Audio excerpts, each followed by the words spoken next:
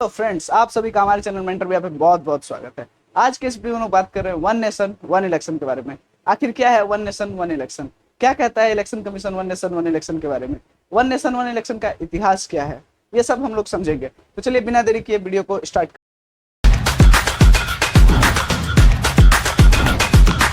करते हैं। One nation one election मतलब ऐसा व्यवस्था जिसमें जब आपके प्रधानमंत्री का चुनाव हो उसी समय आपके राज्य के मुख्यमंत्री का भी चुनाव करा लिया जाए। मतलब जब आप अपने सांसद जी के लिए वोट करने जाते हैं तभी आप विधायक के लिए भी वोट कर ले।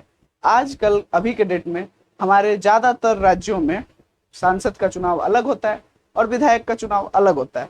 तो इसको एक ही डेट पे एक ही साथ कंडक्ट कराने का plan one nation one election है।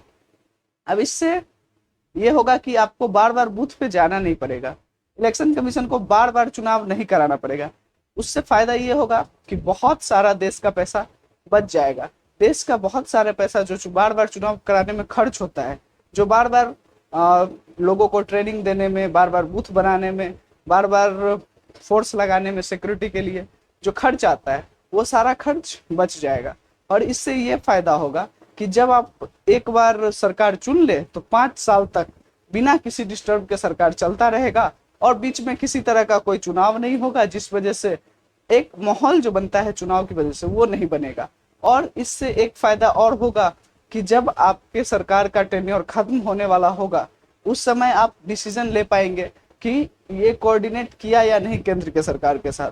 और साथ ही साथ आप एक बात और समझ पाएंगे कि यहाँ बार बार आपको कोई धारा 144 लगाने की, आचार संहिता लगाने की जरूरत नहीं पड़ेगी, क्योंकि जितना भी उत्पात होता है, जितना भी परेशानियां होती है, वो सब के पीछे जड़ है चुनाव। तो अगर चुनाव एक बार ही होगा तो वो और अच्छा है।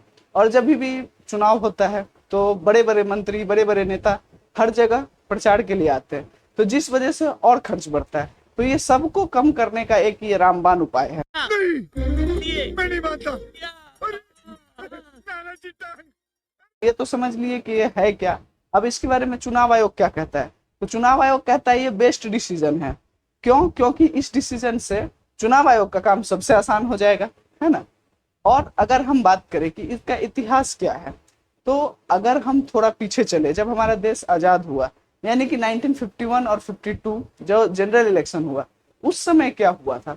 तो उस समय यही हुआ कि जब प्रधानमंत्री का इलेक्शन हुआ उसी समय राज्यों के मुख्यमंत्री का भी इलेक्शन हुआ, यानी कि सांसद विधायक दोनों का चुनाव एक साथ ही हुआ। और ऐसा सिर्फ एक बार नहीं हुआ, 1952 के बाद 57 में भी, 57 के बाद 62 में भी, और 62 के बाद 67 में भी हर बार जनरल इलेक्शन ही कराया गया। मतलब जब आप प्रधानमंत्री के लिए वोट कर रहे थे उसी समय आप मुख्यमंत्री के लिए भी वोट कर रहे थे। तो ये फेरबदल आया कब? ये फेरबदल आया 1967 के बाद। इसके पीछे का रीजन ये था कि जो राज्यसभा थी या जो हमारा विधानसभा था, यानी कि जो मुख्यमंत्री वाला सभा जो होता है, हाँ, यानी कि विधायकों वाला जो सभा, ये भंग होने लगा। यानी कि जो सरकार थी, राज्य सरकार, वो बार बार टूट रही थी। यहाँ पूर्ण बहुमत नहीं रह रहा था, यहाँ जो गठबंधन था वो टूट जा रहा था, जिस वजह से हमें बार बार राष्ट्रपति शासन लगाना पड़ा।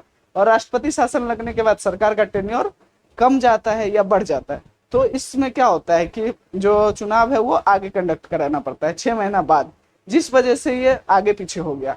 और आप अभी भी अगर हमारे देश में गौर से देखें तो बहुत सारे ऐसे राज्य हैं जैसे कि उड़ीसा, झारखंड, महाराष्ट्र, यहाँ क्या होता है कि लोकसभा इलेक्शन के कुछ ही महीने बाद, इवन बिहार में भी एक ही साल बाद हमें चुनाव कराना पड़ता है विधानसभा का। तो इससे बेनिफिट ये मिलेगा कि जब हम कुछ महीने बाद या एक साल बाद जब करा ही रहे हैं तो साथ ही ले लो।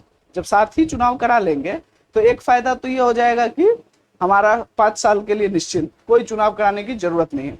अब कुछ लोग कहते हैं इसका खामियाजा भी भुगतना पड़ सकता है हमें, इसका लिमिटेशंस भी है।